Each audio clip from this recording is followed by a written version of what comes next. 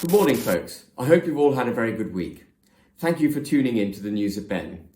Now, this week, I'm not going to talk about news. I'm going to talk about a venture, an organisation that I mentioned at the tail end of last week's broadcast, the Great British Political Action Committee, which I've agreed to chair.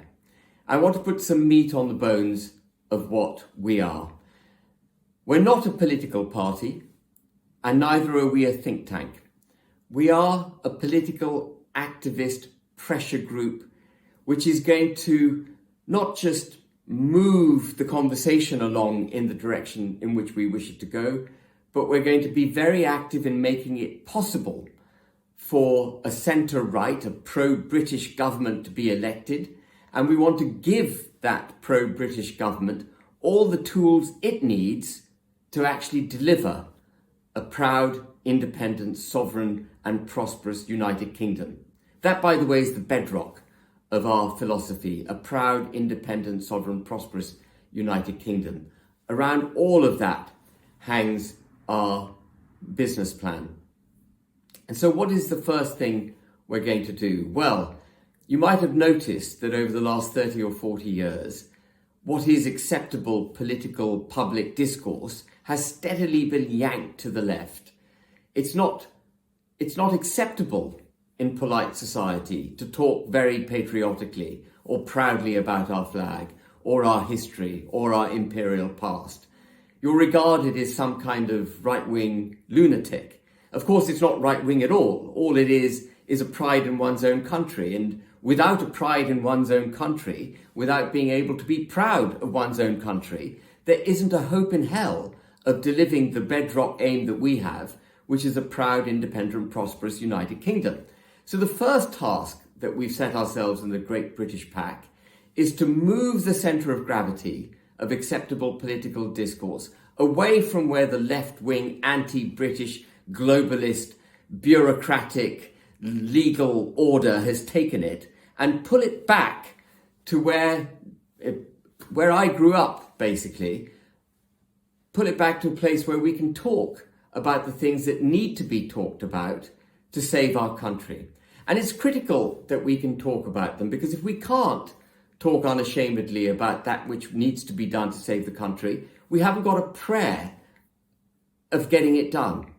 So we've got to be able to talk freely. So the first task is to yank the centre of gravity to the right.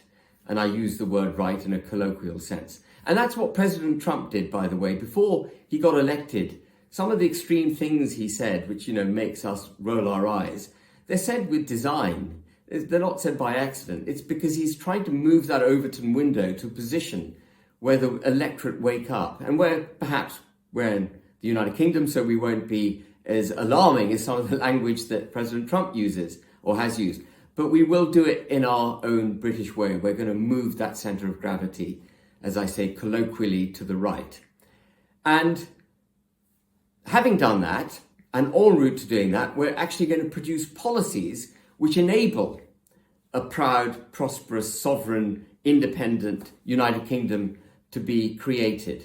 Because policies are critical, and these policies have to come from the people. We can't be democratic unless they come from the people. And one of the great shames, I think, about the Conservative Party is that it's lost a great deal of members. In the 1950s, it had 2.8 million members. It now has 130 or 140,000.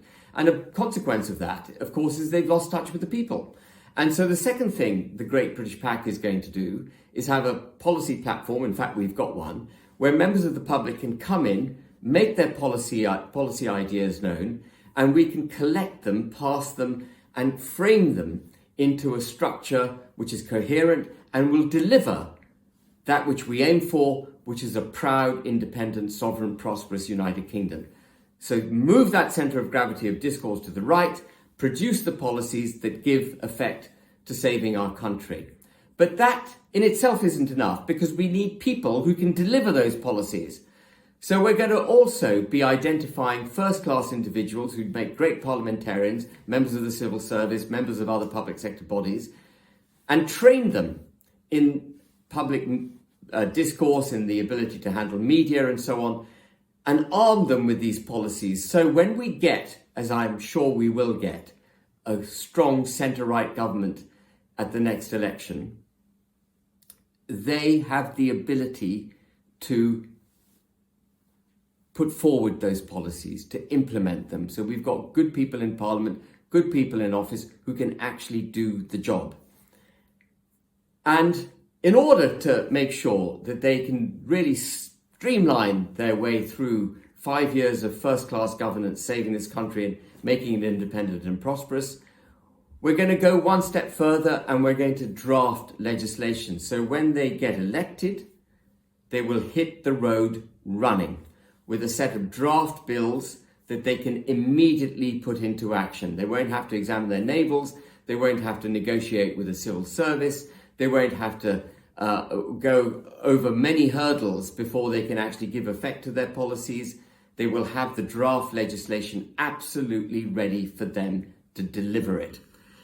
And we are going to act, the Great British Pact, therefore, is going to act to move the centre of gravity to the right, as I say in a colloquial sense, the right, produce the policies that will save our country and make it independent, sovereign and prosperous, find the people who can do it, and arm them with the legislation with which to do it.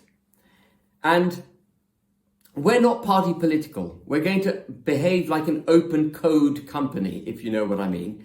Everything we do will be available to the centre-right parties, which is the Conservative Party and the Reform Party, Reform UK. And we will act ourselves without fear or favour. And where we see Reform UK going wrong, and where we see the Conservative Party going wrong, we're going to call them out. It's not going to be, we're not going to plead with them to do the right thing. We'll give them all the benefit of our expertise, our people, our policies, our intellectual capital, if you like. But we're not going to be nice to them. We're going to require them to do the right thing. And I see many things going wrong. We all see many things have gone wrong with the Conservative Party, but I see many things, as you know, going wrong with Reform UK. So we're going to hold the Conservative Party and Reform UK to account, and we're going to knock their heads together if necessary to make sure that they do the right thing. Because it's not about parties, it's about our country. And we've got to make sure that at the next election, we get a thumping majority for the policies and the people that are going to deliver the action required to save our country. And that's basically it, ladies and gentlemen, in a nutshell. And en route to delivering this, I just want you to know that the people involved are going to be utterly committed to the task. I'm chairman. The chief executive is a first-class lady called Claire Bullivant. In fact, this is her brainchild. She invited me to join as chairman, and she will be doing a lot of the hard work. But we're also going to assemble around us the great and good and the terrific first-class fearless thinkers in our movement who are going to be part of us, so they can help us get to where we need to go. And we've already got a number of brilliant people on side. Daniel Hannan has joined us. James Orr has joined us. David Rhodes has joined us. And I'm talking to a number of other people, as you can imagine, about joining our advisory board.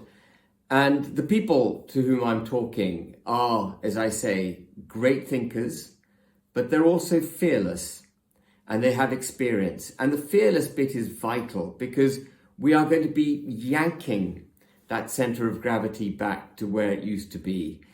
And that's going to take courage because the mainstream ain't going to like it. The BBC ain't going to like it. Sky ain't going to like it. Their friends aren't going to like it. And many people who regard themselves as centre-right may not even like it. But unless we do that, unless we move the centre of gravity to the right, creating the ability to talk about that which we need to talk about fearlessly, we will not be able to save our country. And so the people we're going to have on our advisory board are going to be of that ilk. Thank you very much for listening. I'm really excited about the Great British Pack. I think it's a phenomenal project.